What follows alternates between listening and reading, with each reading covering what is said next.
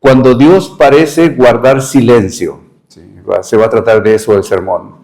Entonces, cuando Dios parece guardar silencio, es el tema. Y eso aborda una profunda crisis espiritual que surge cuando clamamos al cielo en medio del dolor, incertidumbre, las circunstancias de la vida y no recibimos una respuesta inmediata. Lejos de ser una señal de abandono, que Dios ya no se acuerda de nosotros o que Dios ya no nos quiere, o una teología que dice Dios no existe, esto nos invita a reflexionar acerca del silencio que Dios da cuando lo da. Aunque todos, creo que, bueno, no todos, pero varios han escuchado sermones que Dios puede hablar de tres maneras. Una es cuando dice sí. En la Biblia, por ejemplo, está el caso de una mujer llamada Ana, que fue al templo a orar porque no podía tener hijos, era estéril, y después de un cierto diálogo que tuvo con el sacerdote, le dice al sacerdote: ve, tu oración ha sido escuchada, ve en paz. Y recibió la contestación de inmediato: ya estás embarazada en cierta manera. Y al año dice: si Dios me da esa bendición, yo voy a traer a mi hijo y lo voy a dedicar al templo. Al año ya estaba dando gracias a Dios por eso. ¿Sí? Y a veces Dios dice que no, también. Hay otras circunstancias en la vida que, por ejemplo, en el caso de Pablo, el apóstol Pablo, el famoso apóstol Pablo que escribió mínimo la mitad del Nuevo Testamento, oraba a Dios y le decía: Señor, quita de mí ese aguijón. ¿Y qué le respondió el Señor a ese famoso apóstol de Dios? Le dijo: no, bástate mi gracia, porque en tu debilidad mi poder se perfecciona. Entonces, a veces puede decir que no, aún a los siervos de Dios les puede decir que no. Pero también a veces nos dice espera, ¿sí? En ese espera, en algunas ocasiones no nos gusta esa palabra de espera. Varios ejemplos en la Biblia. José tuvo un sueño de que iba a ser una persona muy importante, los hermanos arrodillándose delante de él, el sol y la luna, sueños. Y tuvieron que pasar algo así como unos 15 años en que se cumplieran esos sueños. Espera, le dijo el Señor, sí van a ser para ti, yo te di los sueños, yo te di esa palabra, pero tienes que esperar. Entonces vamos a ver cuando Dios parece guardar silencio. En realidad no nos está enseñando nos está enseñando a confiar más profundamente en su presencia más que en nuestras circunstancias. ¿Qué significa eso? Significa que Dios dice: yo voy a estar ahí contigo. Porque el silencio de Dios a veces se manifiesta en una sala de hospital cuando estamos ahí esperando. Como esta mujer que acabo de compartirles, que está esperando su último suspiro. El silencio también puede ser con una solicitud de trabajo, que tú llenas un montón de solicitudes por todos lados y ya no sabes dónde más llenar y estás esperando que te llegue la respuesta. Puede ser una cita de migración donde sabes que va a llegar ese día, el 30 de agosto, el 15 de septiembre, el 4 de julio y en esas fechas ya va a llegar ese día y no sabes qué va a pasar. También el silencio de Dios es cuando un hijo se aparta de Dios y empieza a perder su vida. Y tú dices: pero yo lo vi crecer en la iglesia, ¿qué pasó con ese hijo mío? O cuando pides por un milagro y ese milagro parece que nunca va a llegar. El silencio de una familia que vive con temor y no sabe lo que va a suceder mañana. ¿Sí? En esta ocasión que vamos a hablar de esta historia, vamos a ver a un Jesús que ya no está predicando. O sea, sí predicó, ahorita voy a explicar el asunto, pero ya no está predicando en ese momento. Ya no está sanando a la gente. Ya no está la multitud alrededor de él. Estaban solamente sus apóstoles y Jesús estaba durmiendo. Vamos a entrar en la historia. Hay varios pasajes en la Biblia. El texto básico es en el libro de Marcos, capítulo 4. Y empieza diciendo, capítulo 4, versículo 1, que Jesús comenzó a enseñar de nuevo junto al mar. Y se llegó a él una gran multitud que tuvo que subirse a una barca que estaba en el mar y se sentó y toda la multitud estaba en la tierra a la orilla del mar. O sea, Jesús estaba dentro del barco y la gente estaba en la tierra y por causa de que no quería que vinieran y se amontonaran con él, estaba desde lejos enseñando y vamos a ver que estaba enseñando por todo un día entero, ¿sí? Y después de la historia dice que, versículo 35, un día al atardecer Jesús dijo a los discípulos, vamos a la otra orilla del lago, o sea, ese mismo día. Entonces los discípulos despidieron a la gente y condujeron a Jesús en la misma barca que estaba e iban otras barcas. Eso es un detalle que ahorita voy a explicar qué significa iban otras barcas. De pronto se desató un fuerte viento y las olas se estrellaban contra la barca y la iban llenando de agua. Jesús estaba dormido en la parte posterior de la barca con la cabeza recostada en una almohada. Los discípulos lo despertaron. Maestro, ¿no te importa que nos ahoguemos?, gritaron. Cuando Jesús se despertó, reprendió al viento y dijo a las olas, silencio, cálmense. Y de repente el viento se detuvo y hubo gran calma. Y a ellos les dijo, ¿por qué estáis así amedrentados? ¿Cómo no tenéis fe? ¿No tenéis fe? Y tuvieron gran temor y se decían del uno al otro, ¿quién es este que aún el viento le obedece? Entonces entramos en la historia. Marcos capítulo 4. Jesús estaba en una barca, había otras barcas alrededor y la multitud, no dice cuántos ahí, no dice si era 3,000, 5,000, 10,000, no dice cuántos, era una multitud y multitud es mucha gente. Y ahí empieza Jesús a enseñar y les enseña. En el capítulo 4 habla, por ejemplo, de la parábola de la lámpara bajo la mesa. No se pone una lámpara abajo de la mesa, se pone encima de la mesa. Porque todo lo escondido tarde o temprano saldrá a la luz. Les habla de una semilla de mostaza, porque el reino de los cielos es como una semilla de mostaza que es pequeñita y de repente crece y hasta los mismos árboles, los mismos pájaros hacen sus nidos en ese arbusto. Y enseñaba también de muchas parábolas, dice en la Biblia, muchas parábolas. Todo un día enseñando de parábolas. Pero aún como maestro, rabino, el rabí, ¿sí? Todo rabino necesita descansar. Sé que Dios no descansa, siempre está despierto Dios. A la medianoche le llamas y Dios está despierto. Pero Jesús era 100% hombre y 100% Dios. Entonces Jesús, como 100% hombre, necesitaba descansar. Por mucho que uno dedique su vida a servir a Dios, necesita descansar. Y díganme a mí que ya me estoy haciendo viejo. Regreso de predicar el domingo a mi casa y lo primero que quiero hacer es echarme un sueñito. 15 minutos, 20 minutos, media hora a veces cuando ya estoy muy cansado, porque aunque no lo crean, el predicar cansa. Inténtenlo, prepárese toda la semana para preparar un sermón, el domingo lo entregas y la gente habla contigo, te pide oración, te pide consejo, te pide cualquier cosa y después ya estás agotado y llegas a casa y lo único que quieres es descansar. Jesús no era la excepción. Era el siervo de Dios, era el hijo de Dios, es el hijo de Dios, no eras, es el hijo de Dios. Era un rabino, un maestro de la palabra, pero necesitaba descansar. Y voy a comentar un poquito más de la historia que acabo de comentar. ¿De dónde salió Jesús para descansar? Bueno, según el Marcos capítulo 3 y 4, él estaba enseñando a grandes multitudes junto al mar de Galilea, ¿sí?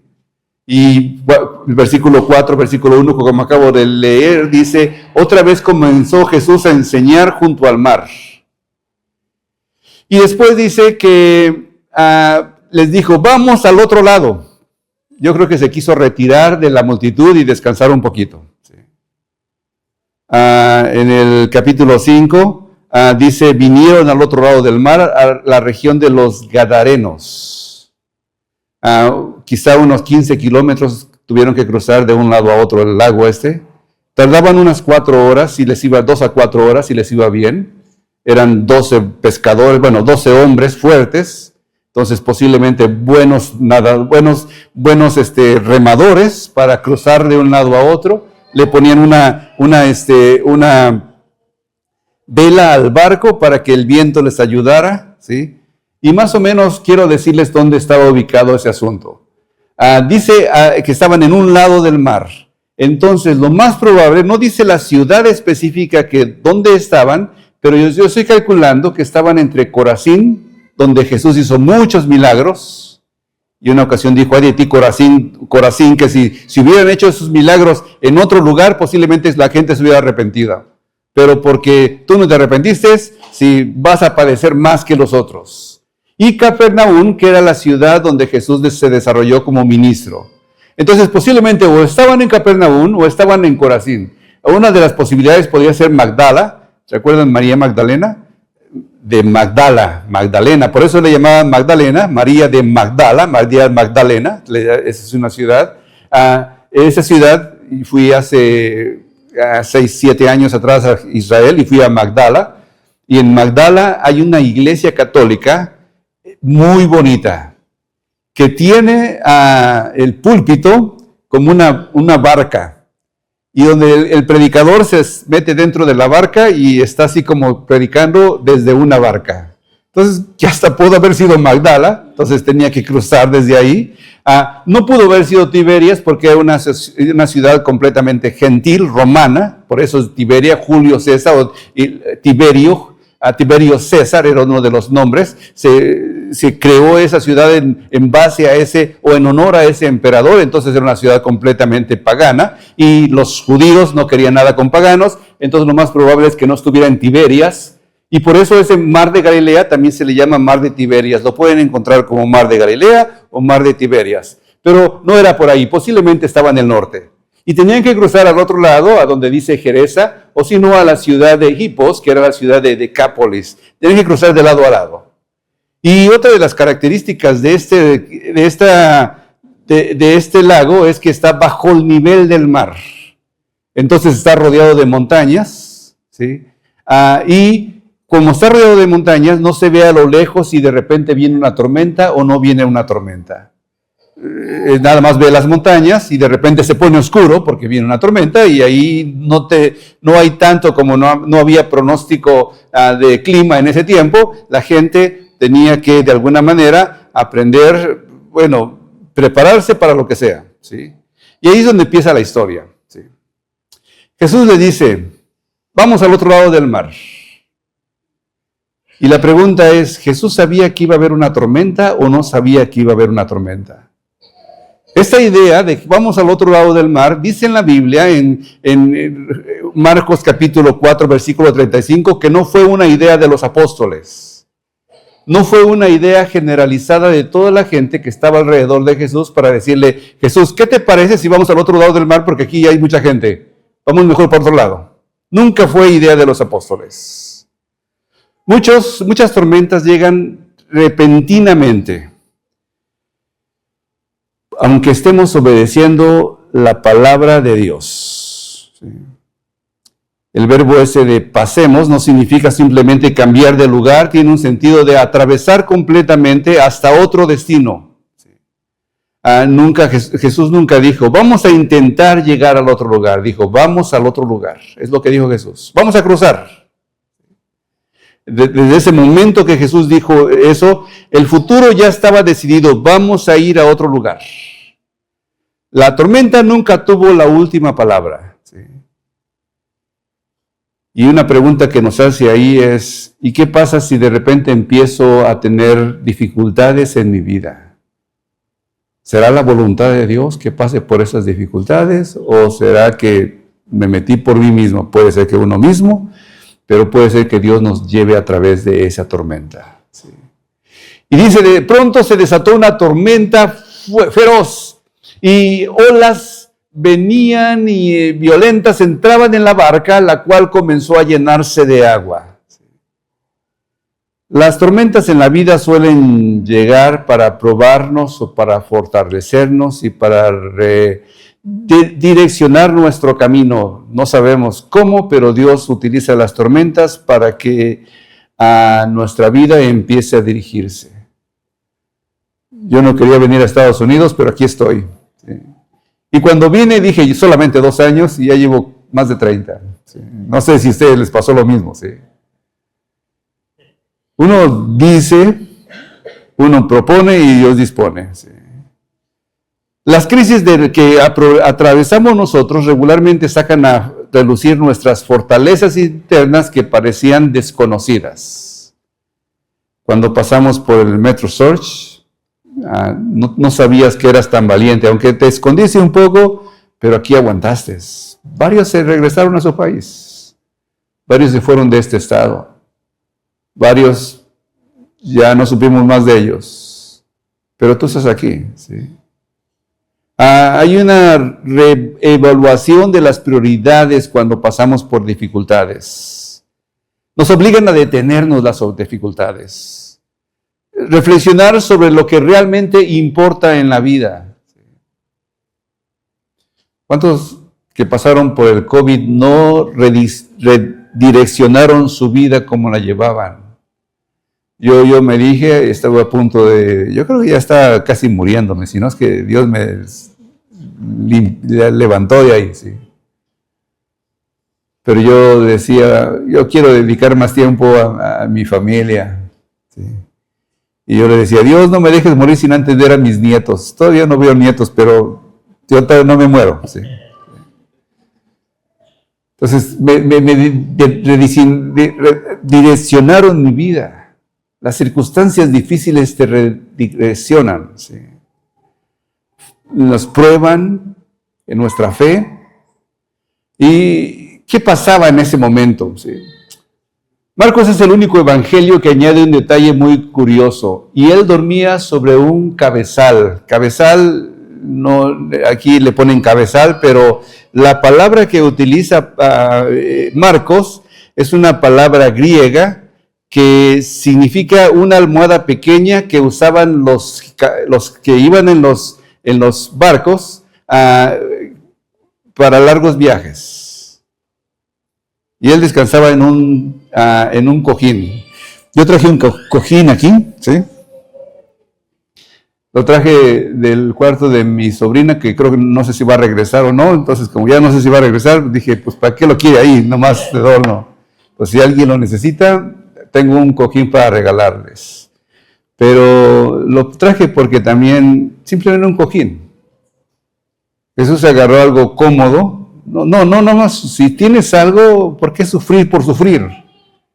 Tienes un cojín, pues úsalo para lo que sea necesario. ¿Sí?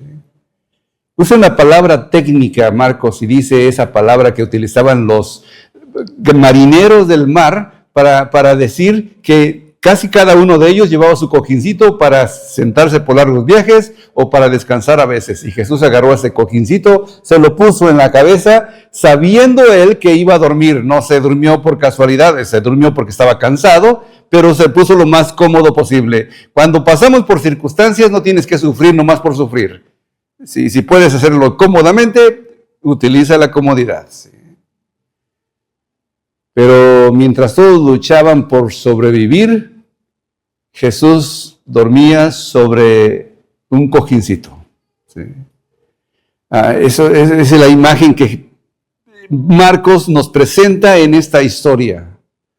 El barco se está llenando de agua, los discípulos gritan con desesperación, mínimo 4 de ellos eran expertos marineros de ese mismo mar, Pedro, Andrés, Juan y Jacobo, eran 4 expertos pescadores, de toda su vida habían sido pescadores, desde pequeño habían sido pescadores, en esas mismas aguas.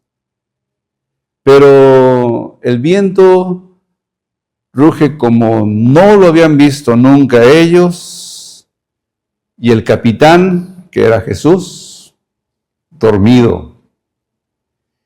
Y no porque ignoraba el peligro Jesús, sino porque él conocía perfectamente el final de la historia. ¿Sí?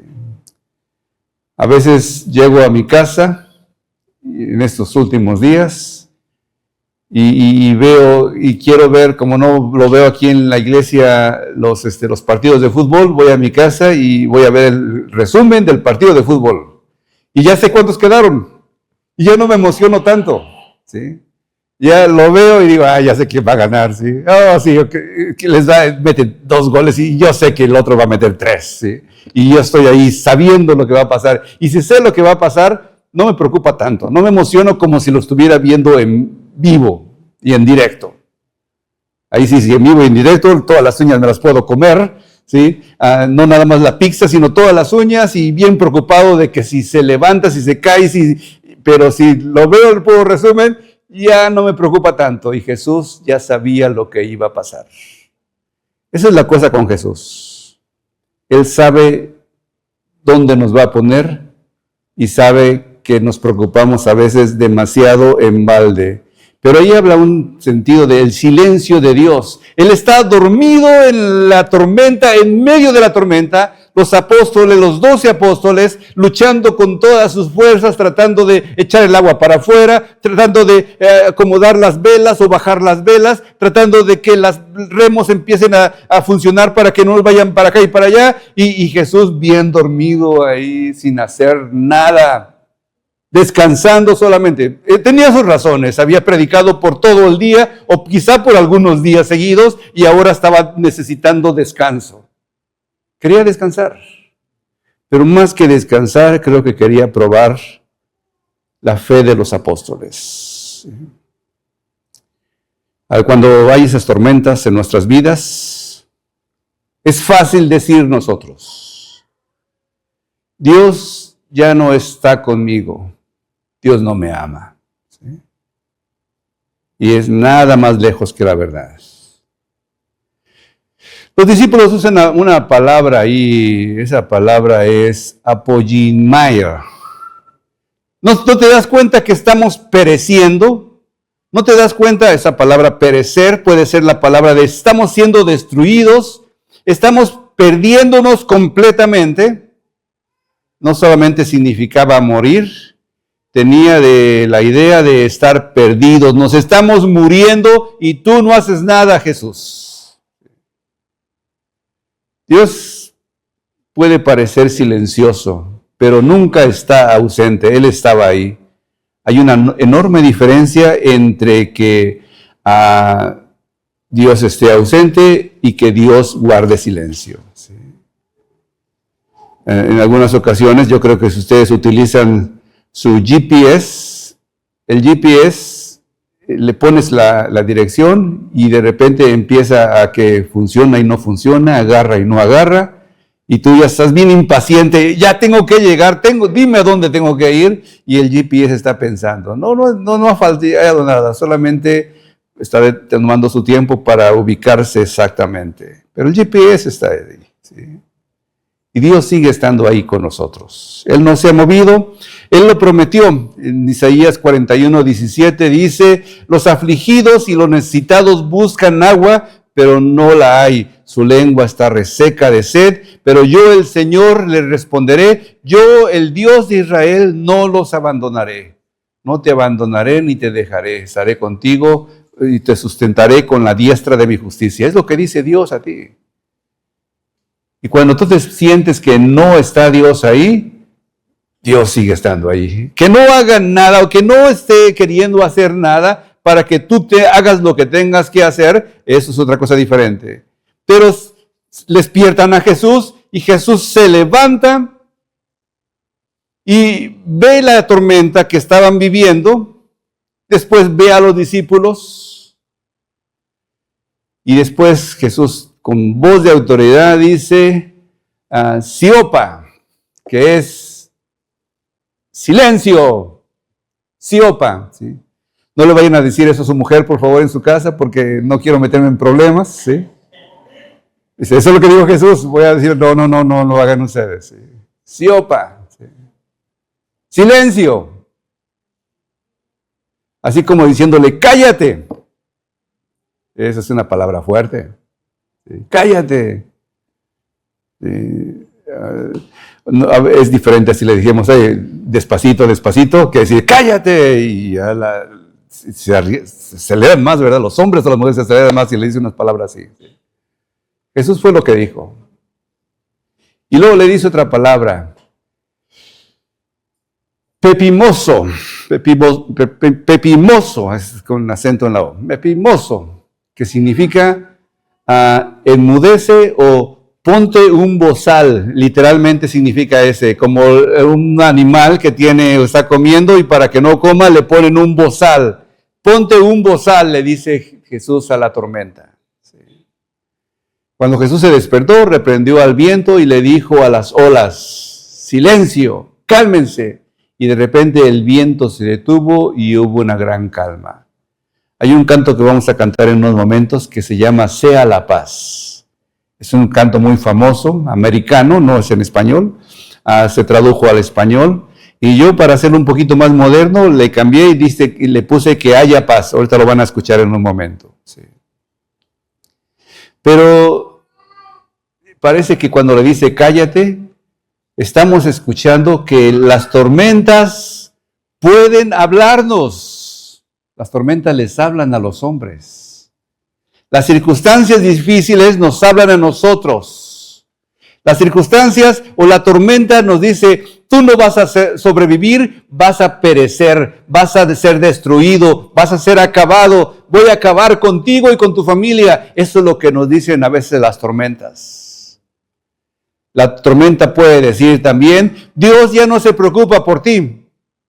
Nunca le has importado a Dios. Mira cómo te has portado, seguro Dios no está contigo. Eso es lo que te dice la tormenta. La tormenta te dice que tú no tienes el control. Y hasta la tormenta te dice, tú tienes el control, busca salir adelante, lucha y tú mismo, tú. Los apóstoles estaban expertos en el mar, pero estaban cansados y no sabían qué hacer. No se necesita ser un experto para luchar en una tormenta, se necesita Jesucristo contigo. Sí. La tormenta también dice, mira las olas, mira cómo se está llegando más viento, mira cómo el agua se está metiendo. No mires a Cristo, mira las olas, mira las circunstancias que estás padeciendo, mira lo que estás sufriendo, mira eso. Pero Dios, de alguna manera, nos dice, cállate. Calla esa palabra que quiere hacer contigo. ¿Sí? Ponte un bozal. ¿Sí? ¿Qué aprendemos de eso? ¿Sí? No toda voz que nos habla a nuestro corazón merece atención. ¿Sí? Vivimos rodeados de voces, de noticias, principalmente las malas noticias, son las que corren más rápido. ¿Sí? Las redes sociales, la economía, mira cómo ya no hay tanto trabajo, diagnósticos del hospital o de la clínica, opiniones de la gente que regularmente habla más de miedo que de valor. Sí. Pero ninguna voz tiene la última palabra. La última palabra siempre pertenece a Dios, Cristo, Jesús, el Espíritu Santo, la Trinidad, como quieras llamarle. Pero es Dios el que tiene la última palabra. ¿Sí? No respondamos a la tormenta, respondamos a Cristo. ¿Sí? Muchas veces gastamos demasiada energía discutiendo nuestros problemas. Jesús nunca discutió con los apóstoles acerca de que no se preocupen, va a pasar en un rato, no va a pasar nada, yo estoy con ustedes, tranquilos. No dialogó con los apóstoles, habló directamente a la tormenta, siopa, ¿sí? Aprendas esa palabra, ¿sí? Nomás no mucho, siopa, ¿sí? Cállate, enmudece, ¿sí? No quiero escucharte más las maldiciones que dices sobre mí, ¿sí? Cristo pudo callar primero la tormenta, o primero el corazón. A veces cambia la tormenta, a veces trabaja directamente con nosotros. Siopa, cállate. Sí. Jesús tiene autoridad sobre aquello que nosotros jamás podemos controlar.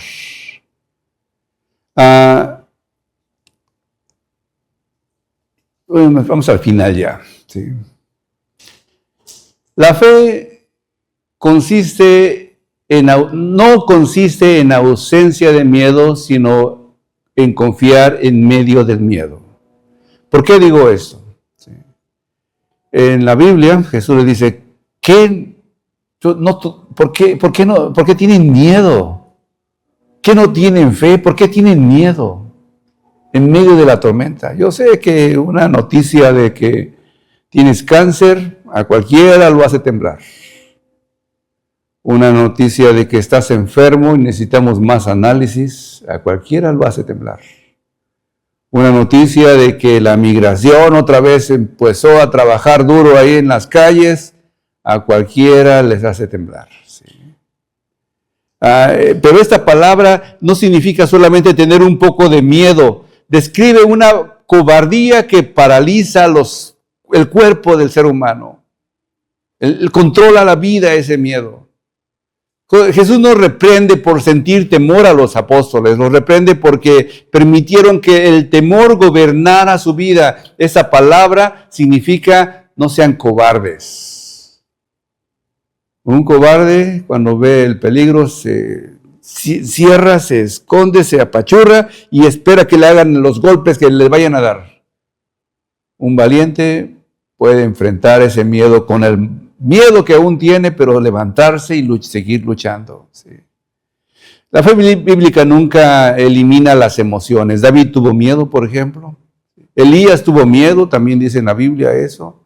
Pablo tuvo miedo también, gente que lo estaba persiguiendo.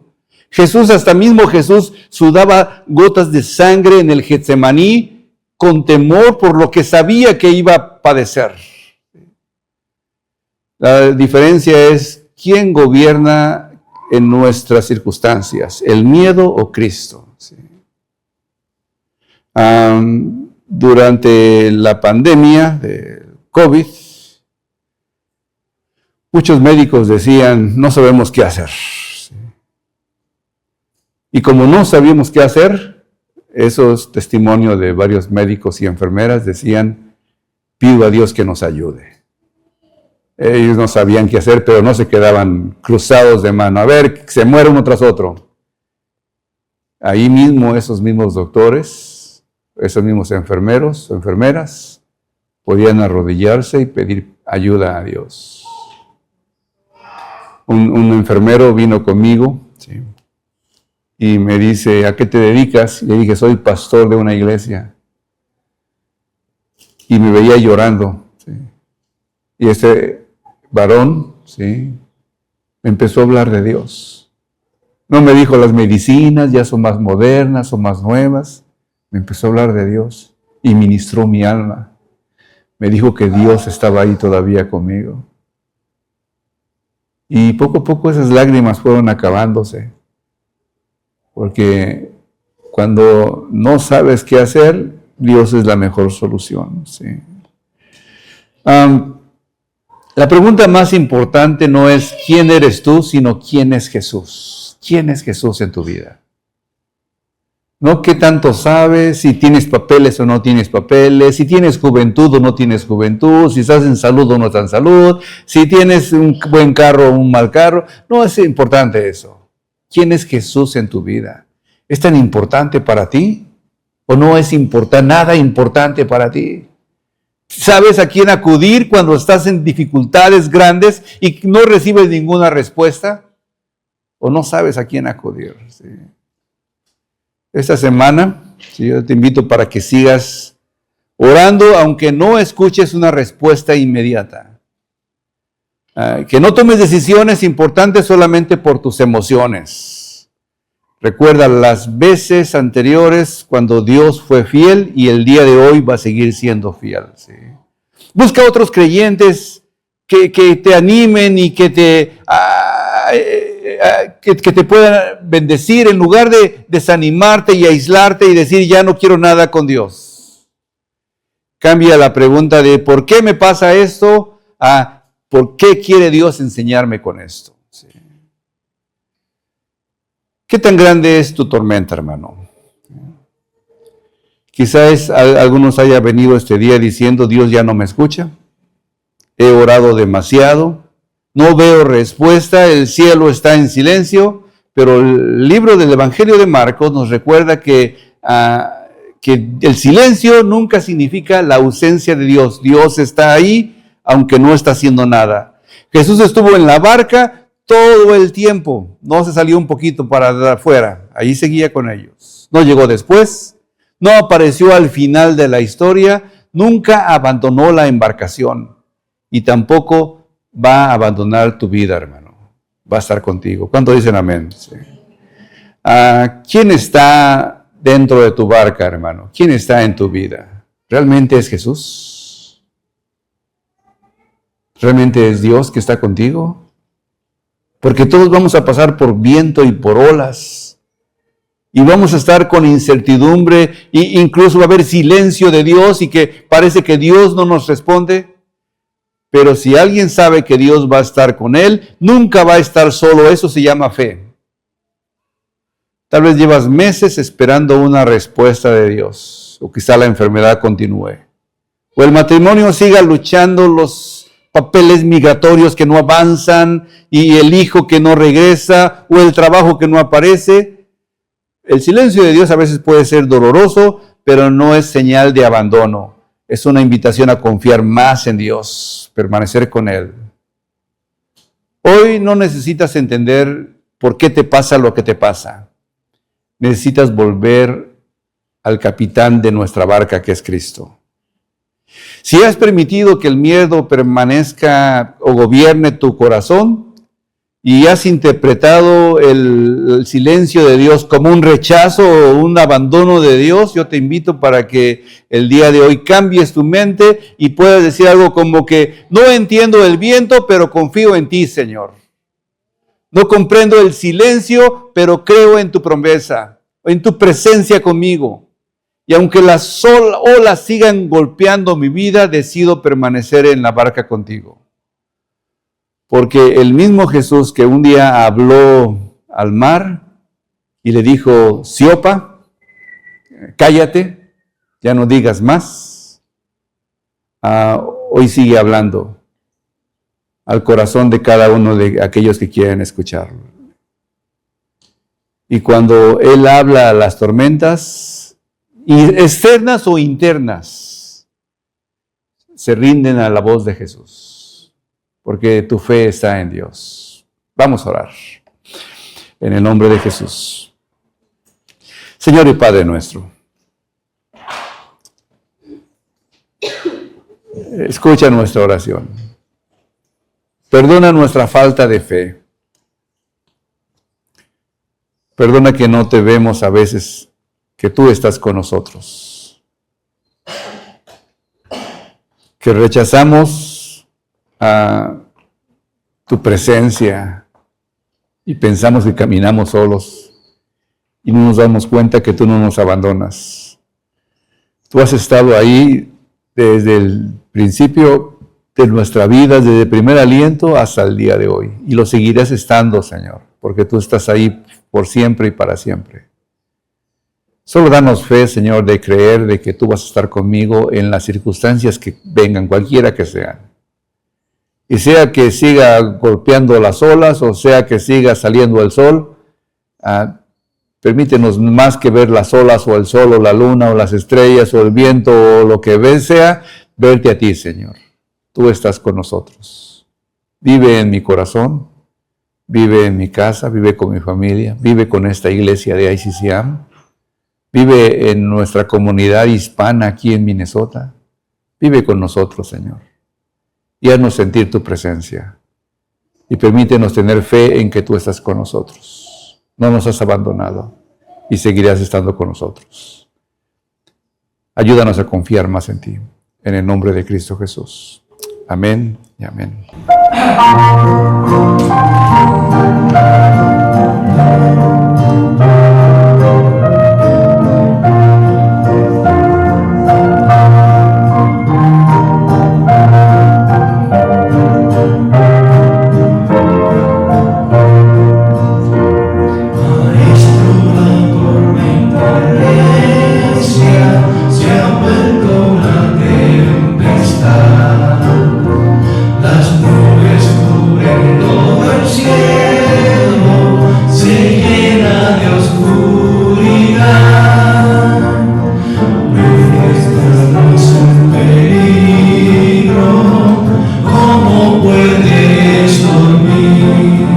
Mientras las olas golpean la